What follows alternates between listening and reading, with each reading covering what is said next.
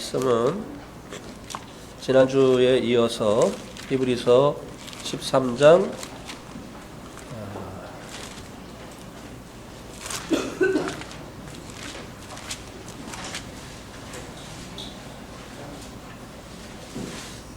5절부터 9절까지 말씀이 되겠습니다.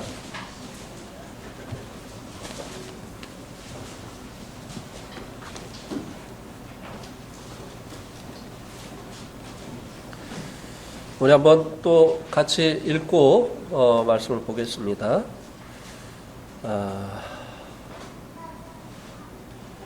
제가 5절 읽겠습니다. 여러분들이 6절 읽어주시기 바랍니다. 돈을 사랑하지 말고 있는 바를 족한 줄로 알라.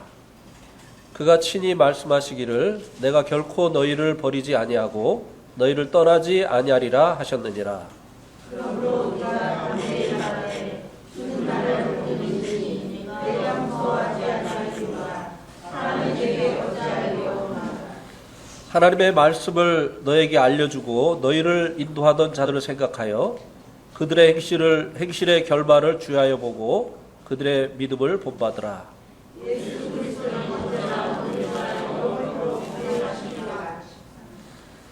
여러 가지 다른 교훈에 끌리지 말라. 마음은 은혜로서 굳게 함이 아름답고 음식으로서 할 것이 아니니 음식으로 말미암아 행한 자는 유익을 얻지 못하였느니라.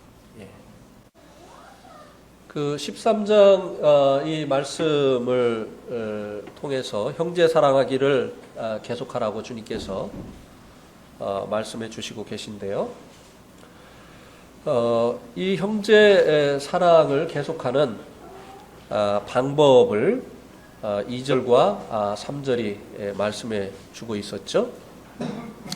그리고 이제 형제 사랑을 하면서 조심해야 될 점을 4절 말씀이 증거해 주었습니다.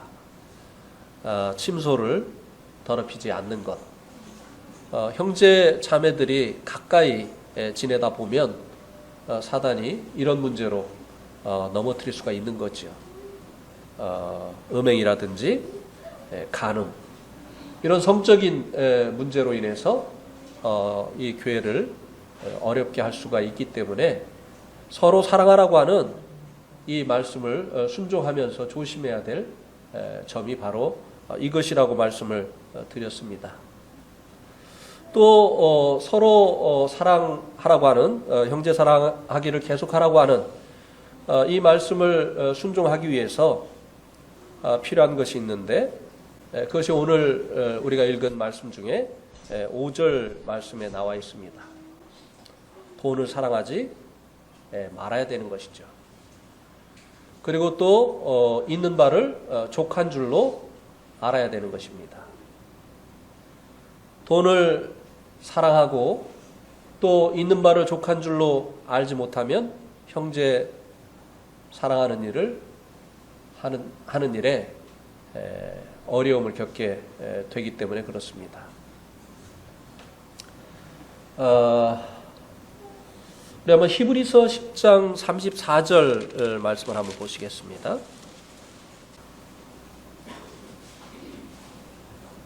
같이 읽겠습니다. 시작. 너희가 갇힌 자를 동정하고 너희 소유를 빼앗기는 것도 기쁘게 당한 것은 더 낫고 영구한 소유가 있는 줄 알미라. 왜 돈을 사랑치 말아야만 형제 사랑하는 일을 계속할 수 있느냐? 여기 보니까 이 당시에 성도들은 주님을 쫓는 이유 때문에 소유를 빼앗기는 이런 일들도 당했다고 말씀해 주고 있습니다.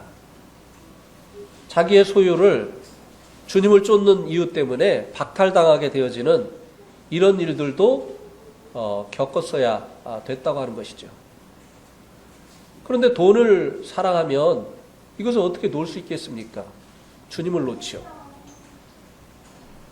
주님을 붙들 것이냐 아니면 자기가 지금까지 의지해 왔었던 이 소유를 놓을 것이냐 라는 이런 결정을 해야 되는 상황이 이 당시에 성도들에게 있었기 때문에 형제들을 계속 사랑하는 이와 같은 일을 위해서 돈을 사랑하는 마음을 버렸어야만 됐다고 하는 것입니다.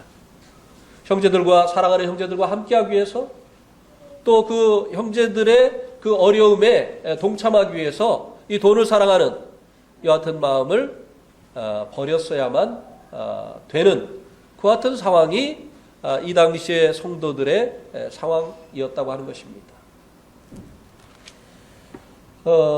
그리고 이제 사도행전 2장 45절을 또 보겠습니다. 사도행전 2장 45절.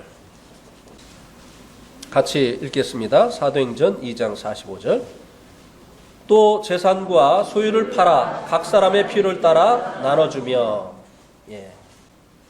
이 초대교회 성도들은 형제 사랑하는 일을 실천하기 위해서 자기의 그 소유를 팔아서 다른 형제들의 부족한 형제 자매들의 그 필요를 채워주는 이런 일을 했다라고 말씀해 주고 있습니다.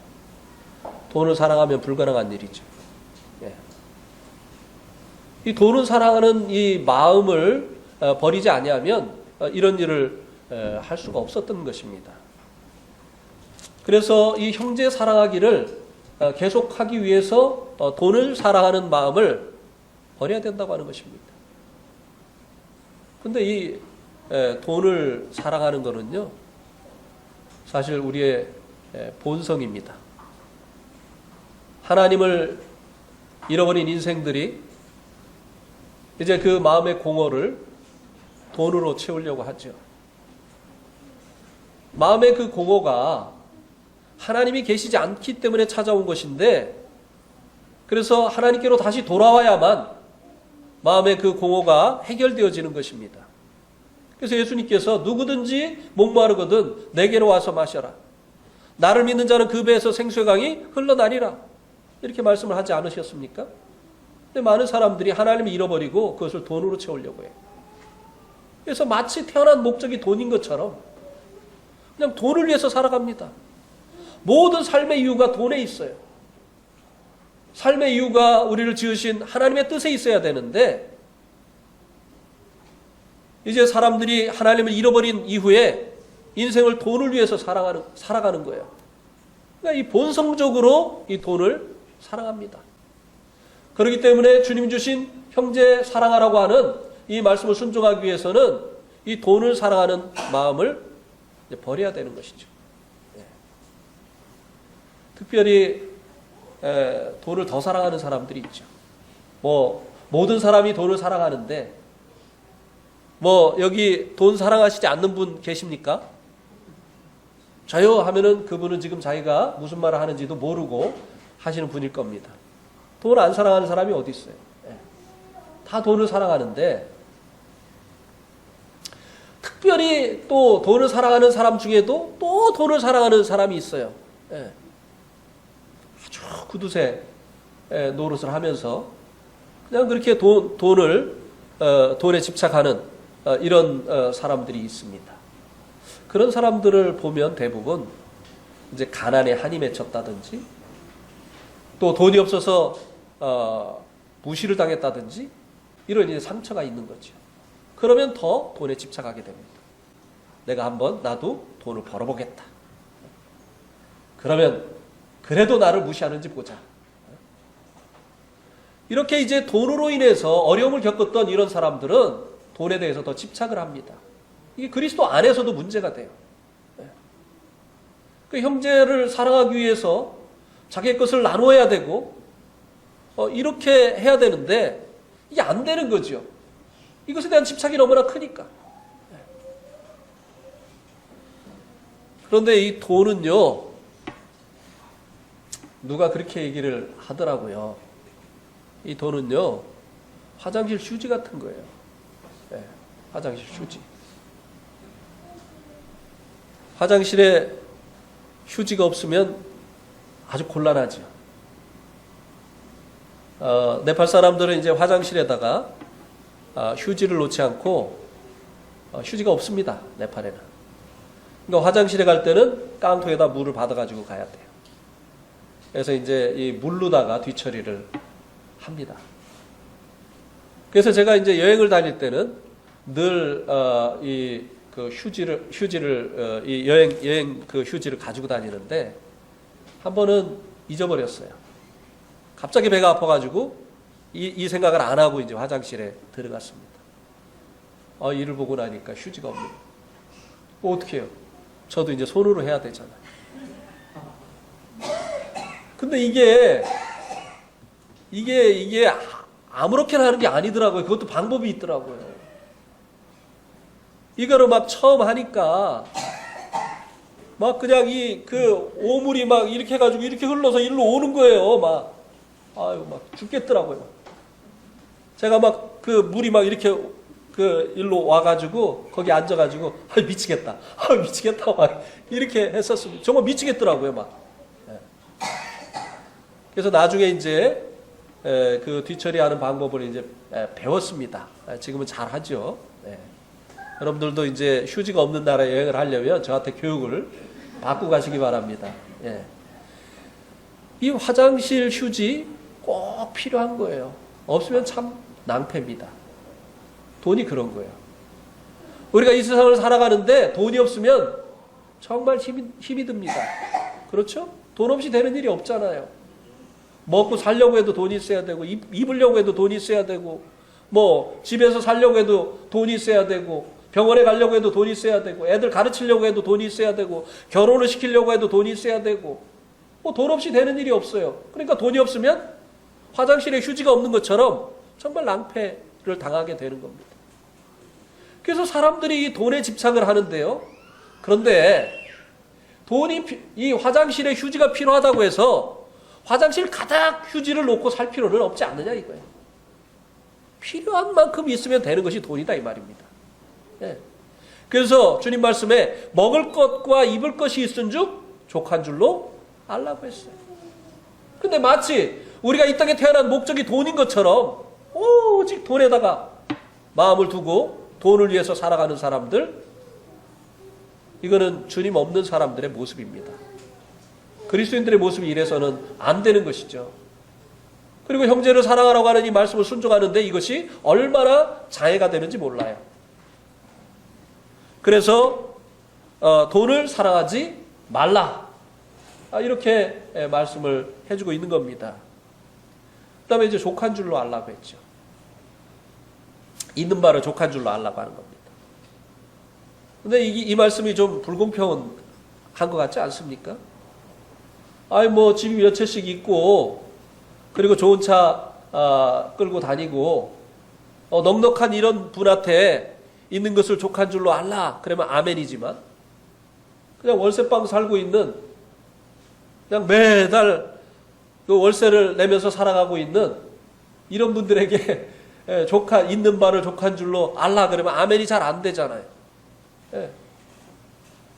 근데 성경은 뭐 너나 할 것 없이 모든 그리스도인들에게 있는 바를 족한 줄로 알라고 했어요.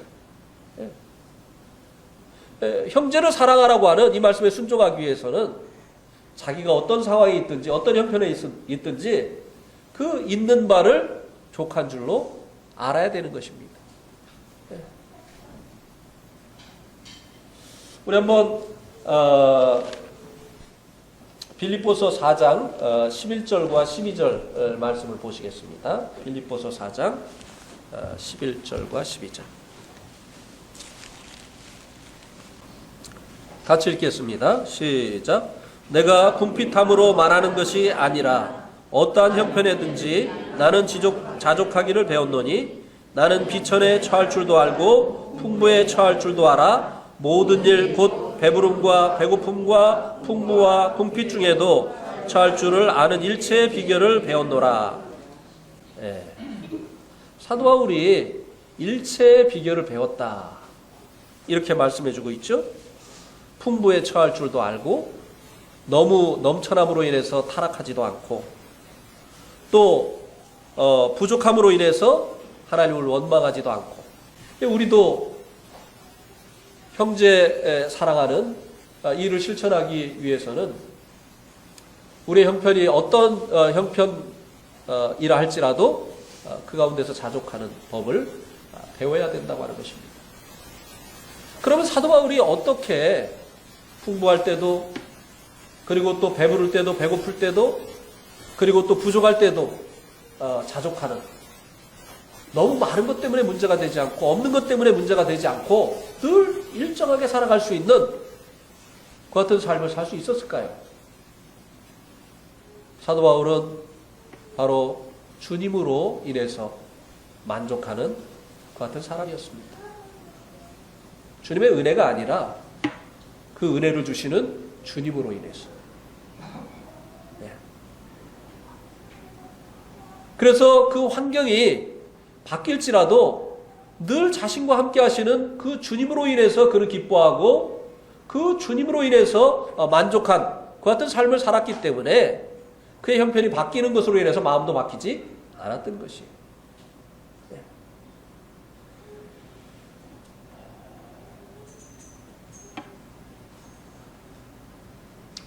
우리 한번 창세기 15장 1절 말씀을 한번 보시겠습니다. 같이 읽겠습니다. 창세기 15장 1절 시작. 이후에 여호와의 말씀이 환상 중에 아브라함에게 임하여 이르시되 아브라함아 두려워하지 말라. 나는 내 방패요 너의 지극히 큰 상급이니라. 예. 하나님께서 이 아브라함에게 내가 너에게 방패를 주겠다, 내가 너에게 상급을 주겠다 이렇게 말씀을 하시지 아니하시고 하나님 자신이 내 방패가 되시고 하나님 자신이 내 상급이시다 이렇게 말씀을 해주고 있습니다. 아브라함에게 하나님은 위험으로부터 아브라함을 보호해 주시는 방패도 되시고 또 하나님께서는 아브라함에게 하나님 자신이 상급이 되시기도 한다 이렇게 말씀을 하셨습니다.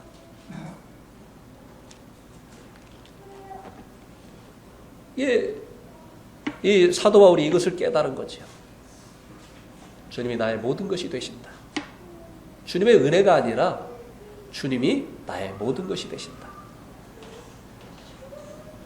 근데요, 우리들이 왜 자족하지 못하느냐면요, 주님의 은혜로 우리가 이제 그 기쁨을 얻으려고 하기 때문에 그래요.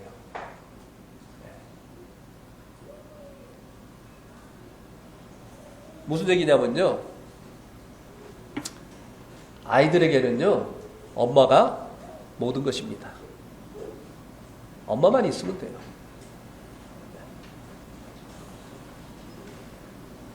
저희들이 네팔에 갈 때 뭐 비행기 표도 필요했고 아이들도 물론, 그다음에 거기 가서 아이들 살 집도 필요했고 아이들 그 생활용품도 필요했고 뭐 아이들 학비도 필요했고 아이들에게 필요한 것이 많이 있었어요.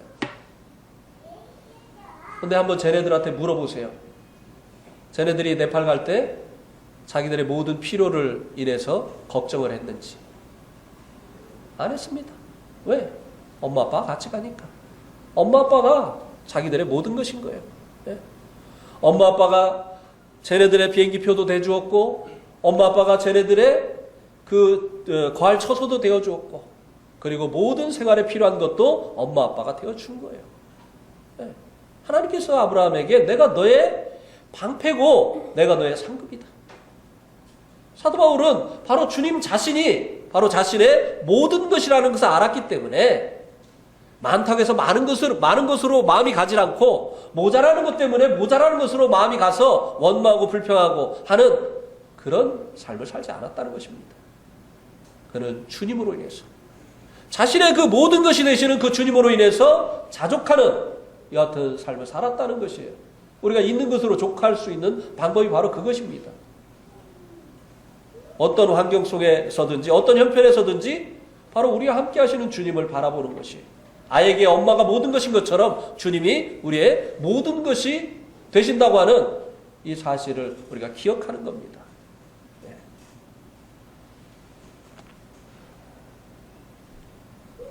주님이 자신의 모든 것이 된다는 걸 못 믿으면요, 있어도 난 못 줘요. 손 떨려서 어떻게 줍니까? 네. 못 줘요. 자기 거 어떻게 팝니까? 자기 거를 팔아서 어떻게 다른 사람의 필요를 채워요? 근데 나와 함께 하시는 주님이 나의 모든 것이 되신다고 하는 것을 믿기 때문에 자기 것을 얼마든지 줄 수 있는 거예요. 네. 그러나 이 주님이 주신 은혜, 이것이 모든 것이라고 생각하면, 이거 없으면 내가 모든 것을 잃어버린다고 생각하니까 집착하는 거예요. 네. 이 지족하는 것, 그것은 주님으로 말미암는 것입니다. 그렇게 하게 될 때 주님께서 형제 사랑하라고 하는 이 말씀에 우리가 순종할 수 있습니다.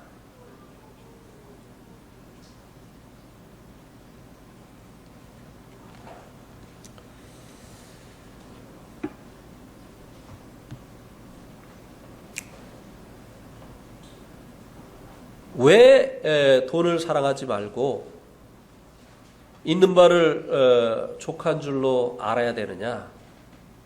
내가 결코 너희를 버리지 아니하고 너희를 떠나지 아니하리라. 아이들에게 네가 니네들 필요를 인해서 염려할 필요 없다. 왜냐하면 엄마 아빠가 너희와 함께 있지 않느냐. 엄마 아빠가 너희들 안 버린다. 그러니까 너희들의 필요를 인해서 너희들이 염려하고 걱정할 필요가 없다 라고 말하는 것과 똑같은 것입니다. 네.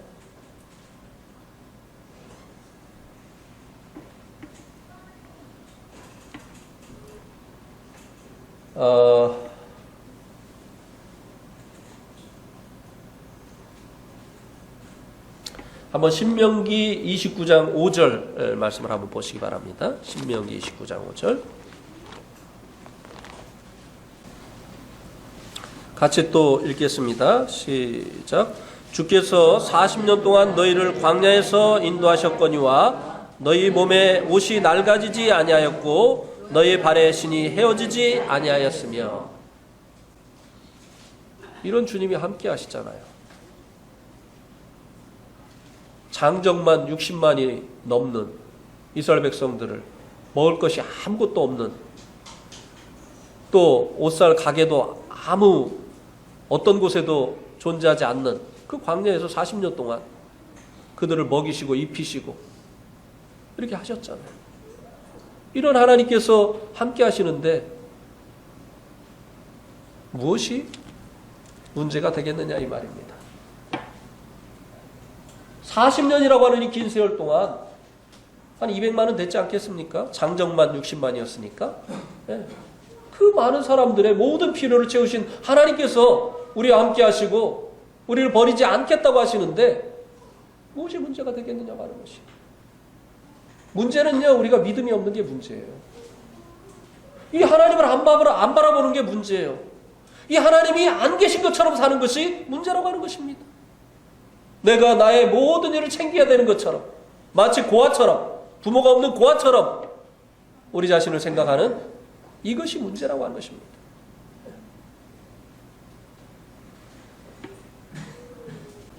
그래서 6절 말씀에도 보면 그러므로 우리가 담대히 말하되 주는 나를 돕는 이시니 내가 무소하지 아니하겠노라. 사람이 내게 어찌하리요. 사람들이 소유를 빼앗고 그리고 이제 물건을 가지고 팔러 나가면 저거 예수 믿는 사람이야.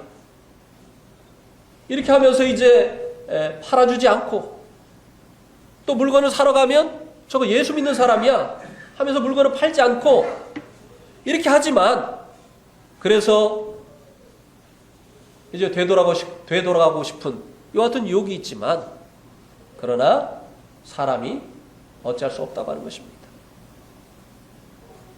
주님이 함께 하시기 때문에. 그래서 이제 이 주님을 인해서 이제 있는 바를 족한 줄로 알고 그리고 돈을 사랑하지 말고 형제 사랑하기를 힘써야 될 것에 대해서 말씀해 주고 있는 것입니다. 그 다음에 이제 형제 사랑하기를 계속 하기 위해서 필요한 것이 무엇인가를 7절 말씀에서 또 말씀해주고 있는데요. 하나님의 말씀을 너에게 일러주고 너희를 인도하던 자들을 생각하며 그들의 행실의 결말을 주의하여 보고 그들의 믿음을 본받으라.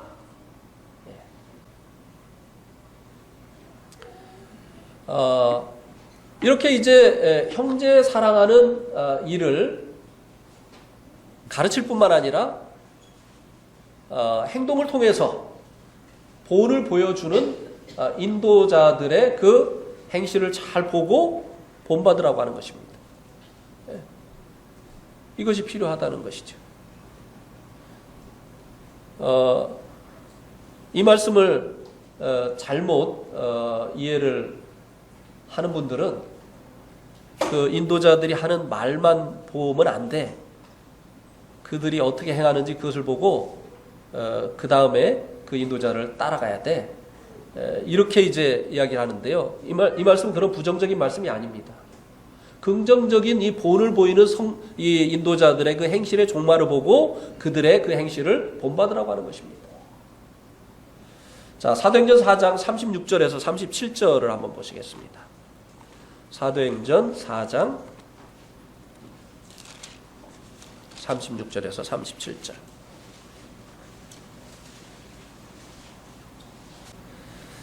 같이 읽겠습니다. 사도행전 4장 36절 37절 시작. 구브로에서 난 레이족 사람이 있으니 이름은 요셉이라. 사도들이 일컬어 바나바라 번역하면 위로의 아들이라 하니 그가 밭이 있음에 팔아 그 값을 가지고 사도들의 발 앞에 두니라. 이 바나바가 나중에 이제 안디옥 교회에 인도자가 됐고 사도 바울과 함께 각 지역에 가서 복음을 전하고 교회를 세우는 이와 같은 일을 하지 않았습니까? 그의 행실을 보고 본받으라고 하는 것입니다. 그걸 어떻게 했죠? 그 밭이 있음에 팔아 그 값을 가지고 사도들의 발 앞에 두었다는 거예요. 이거 쉬운 일 아니에요. 그게 성경에 있으니까 이제 이게 우리가 이제 자주 접하니까 그런가 보다 하는데요. 나에게 그런 일이 한번 닥쳐보세요. 네. 주님께서 나에게 그런 요구를 하셨다고 한번 생각을 해보세요. 예배당을 건축을 해야 되는데 네 집 팔아가지고 예배당 건축하는 데다가 주님께서 헌신을 하라고 말씀을 하셨다고 한번 해봐요. 나에게 아마 생각이 많아질 겁니다. 너 전셋값 빼가지고 월세로 들어가고 그 전셋값 예배당 건축하는 데다가 드리라고 주님이 말씀을 하셨다고 해봐요. 이 바나바가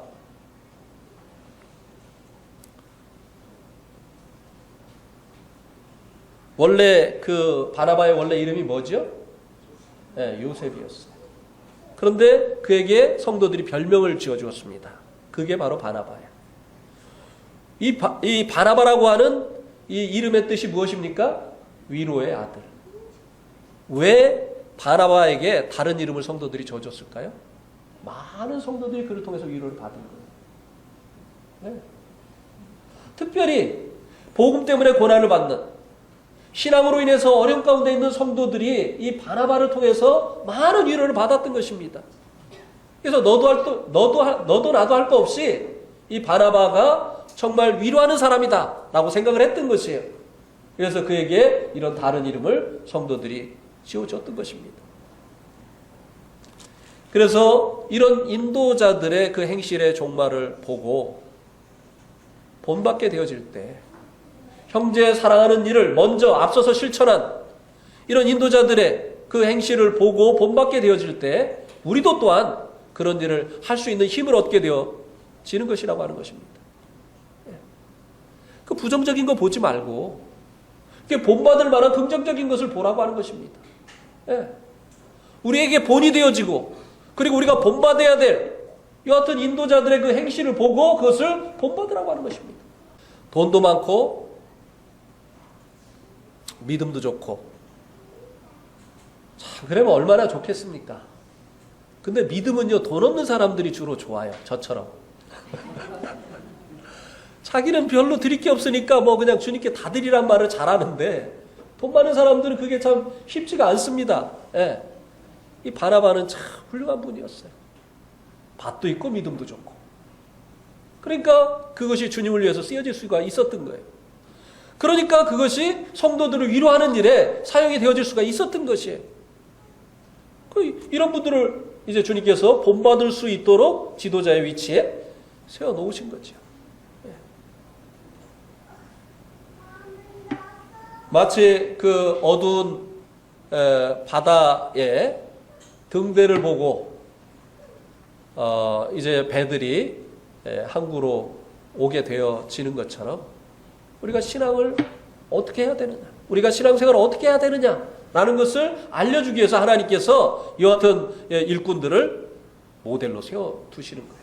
그래서 그들의 행실을 보고 본받으라고 하는 것입니다. 우리도 그렇게 하라고 하는 것입니다. 여러분 한번 생각해 보세요. 주님의 일들이 어떻게 이루어지고 있는지, 나는 그 일에 어떻게 동참하고 있는지 한번 생각해 보세요. 영혼들이 구원받고 교회가 세워지고 또 함께 모여서 예배하고 성도들이 양육되어지고 하는 이와 같은 일들이 어떤 과정을 통해서 되어지는지, 나는 그 일에 어떻게 기여를 하고 있는지 한번 생각을 해보시라고 하는 것입니다. 그냥 되어지지 않았어요.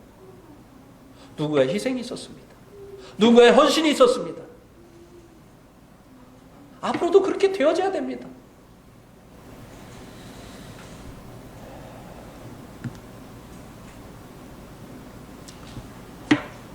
그 다음에 이제 사도행전 20장 33절에서 35절을 보시겠습니다. 사도행전 20장.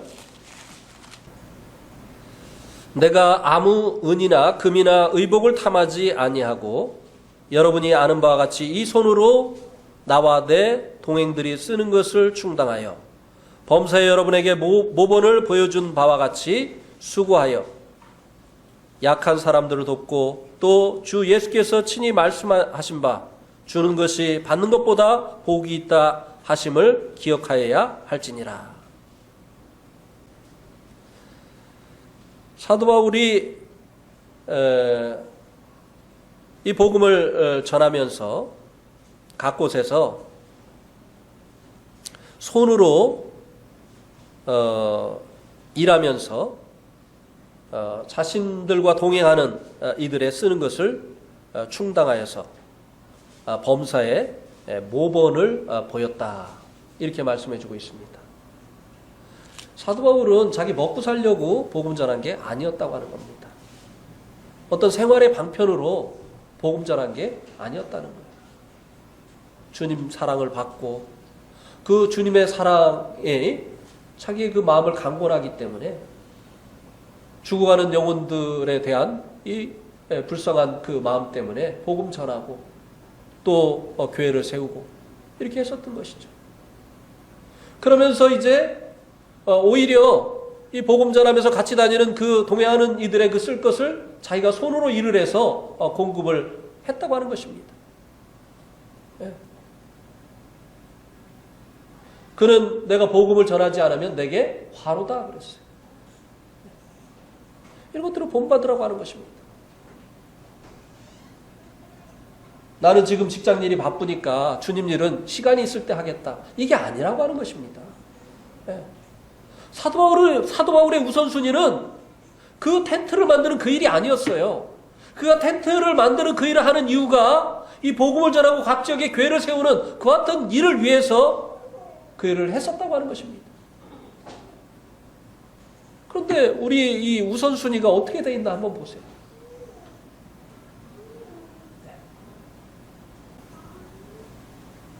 본이 되어줘야 되는 것이죠. 네.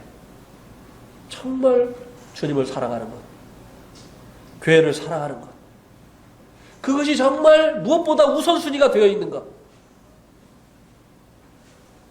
이것을 이제 보여줘야 되는 것이죠.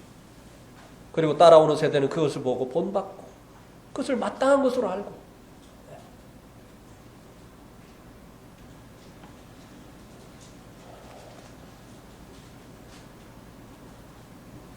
우리 가운데도 이제 그런 분들이 계시죠. 예. 바쁜 가운데도 어떻게든지 모임에 안 빠지려고 하고, 이제 소득을 얻게 되어지면 주님께 먼저 드리려고 하고, 그리고 성도들의 필요를 보면 아끼지 않고 이제 공급을 하고, 이런 본을 보이는 그런 분들이 계시죠. 그런 분들을 보고 본받아야만 이제 형제를 사랑하라고 하는 이 말씀에 순종할 수 있다고 하는 것입니다. 그 다음에 이제 8절 말씀에 보면 이제 아주 중요한 말씀인데요. 형제를 사랑하는 일을 계속하기 위해서 필요한 일이 바로 주님 자신이라고 하는 것입니다. 예수 그리스도는 어제나 오늘이나 영원토록 동일하시니라. 왜 형제 사랑하기를 계속하라고 하는 이 말씀을 해놓고 예수님이 어제나 오늘이나 영원토록 동일하시다라고 하는 이 말씀을 했을까요? 사람은요, 의지할 바가 못 됩니다. 왜냐하면 언제 어떻게 될지 모르는 게 사람이에요. 그래서 그 사람을 의지했는데 그 사람이 가고 나면 이제 의지할 데가 없어지는 거예요. 근데 우리 주님은요, 항상 동일하신, 영원하신 분이에요. 그래서 사람을 의지했다가 그 사람이 가고 나면 이제 의지할 데가 없어지는 이런 낭패를 당하지 않는다고 하는 것입니다. 주님은 늘 거기에 계시고, 주님은 늘 일정하시고, 우리가 의지할 수 있는 그와 같은 분이시기 때문에 우리가 이제 주님의 이 말씀에 순종하기 위해서 바로 이 주님을 바라봐야 되고 이 주님을 의지해야 된다고 하는 것입니다. 근데 문제는 사람은 보이고 주님이 안 보이잖아요. 막 급할 때는 먼저 생각나는 게 사람이잖아요. 주님 앞에 기도하기보다. 왜? 안 보이니까 주님이. 요한복음 14장 1절 말씀을 한번 보시기 바랍니다. 요한복음 14장 1절 같이 읽겠습니다. 요한복음 14장 1절 시작. 너희는 마음에 근심하지 말라. 하나님을 믿으니 또 나를 믿으라. 예수님이 제자들을 땅에 두시고 가신다고 하시는 떠나가신다고 하시는 말씀을 하기 전에 먼저 하신 말씀입니다. 너희는 마음에 근심하지 말라. 하나님을 믿으니 또 나를 믿어라. 지금까지는 내가 너희들과 함께해서 보고 믿었지만 앞으로는 보이지 않는 하나님을 믿었던 그 방법으로 너희들이 나를 믿으면 된다. 네. 주님은요, 가시지만 함께 하시겠다고 했어요. 주님은 떠나가시지만 그들과 영원히 함께 있겠다고 하셨어요. 사람은 가면 오지 않습니다. 그러나 주님은 가셔도 우리와 함께 계시는 분이에요. 변함이 없는 분이에요. 믿어도 되는 분이에요. 예, 우리를 실망케 하시는 그 같은 분이 아닙니다. 그래서 이제 함께 하시는 그분이 어제나 오늘이나 영원토록 변함이 없으신 그 같은 분이시라고 하는 사실을 말씀해주고 있는 것입니다.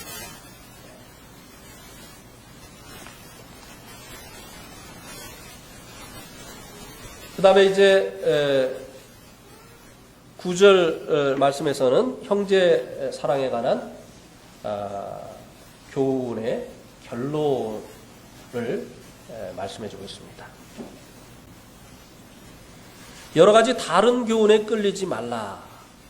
마음은 은혜로서 굳게 함이 아름답고, 여기 이렇게 말씀해주고 있습니다.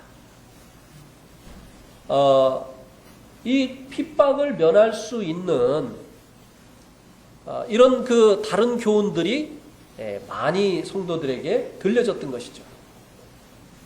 성도들의 마음을 흔들 만한 이런 이제 여러 가지 그 다른 교훈들이 성도들에게 들려졌기 때문에 여러 가지 다른 교훈에 끌리지 말라.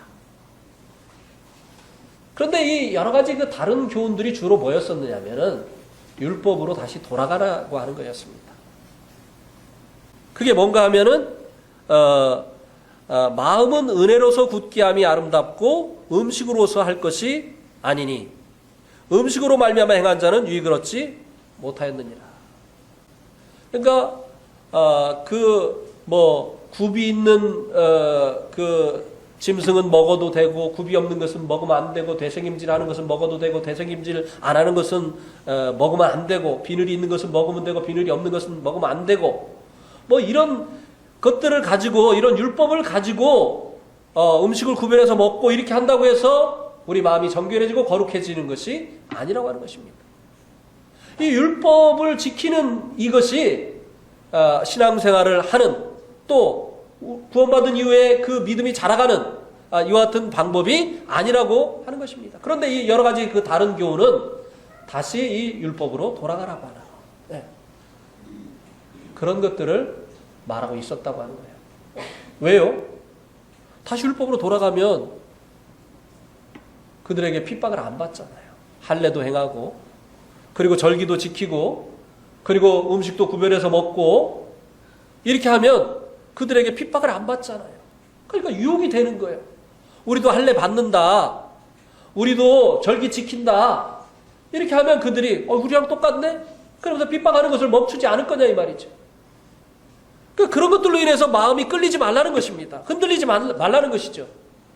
왜냐하면 마음을 굳게 하는 것은 은혜로서 되어지는 것이지 그런 그 율법의 어떤 그 조항들을 지킴으로 인해서 되어지는 것이 아니기 때문이다 라고 말씀을 해주고 있습니다. 성도들을 은혜로 구원하신 하나님께서 율법을 통해서 성도들을 양육하시지 않는다는 거예요. 서로 사랑하라고 하신 이 새 계명을 통해서 하나님께서 이 성도들을 양육하시기를 원하시기 때문에 옛날로 돌아가기에는 이 다른 계명으로 인해서 흔들리지 말라고 하는 것입니다.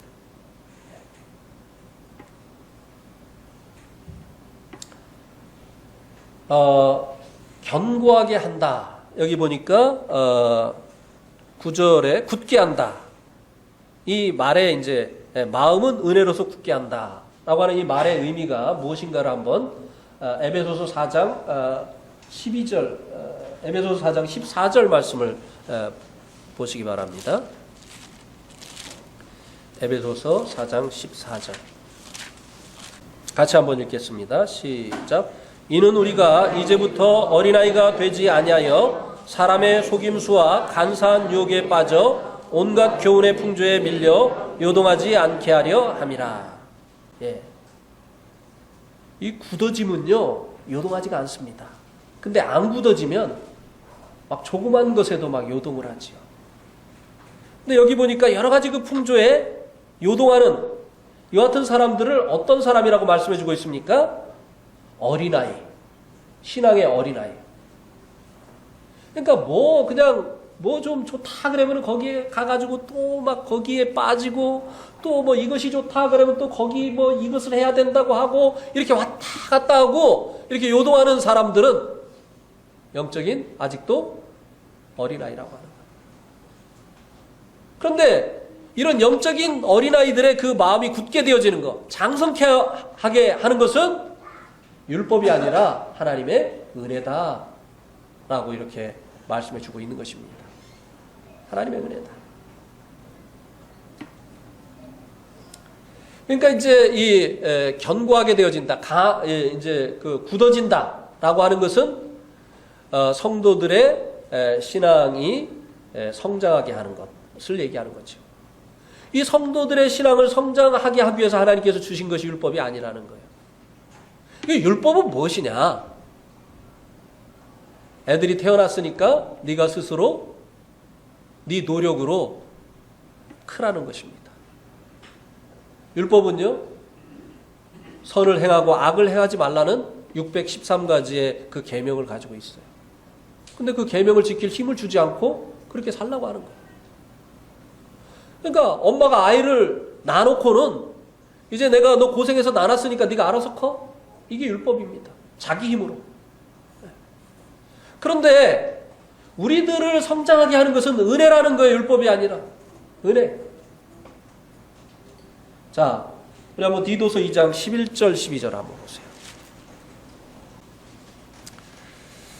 모든 사람에게 구원을 주시는 하나님의 은혜가 나타나 우리를 양육하시되 경건하지 않은 것과 이 세상 정욕을 다 버리고 신중함과 의로움과 경건함으로 이 세상을 살고. 하나님 우리를 은혜로 구원하실 뿐만 아니라 그 은혜가 우리를 양육하신다고 말씀해 주고 있습니다. 우리가 이 땅에 태어나기 위해서 아무도 계획하지 않았습니다. 또 이 땅에 태어나기 위해서 노력한 사람도 없어요. 네.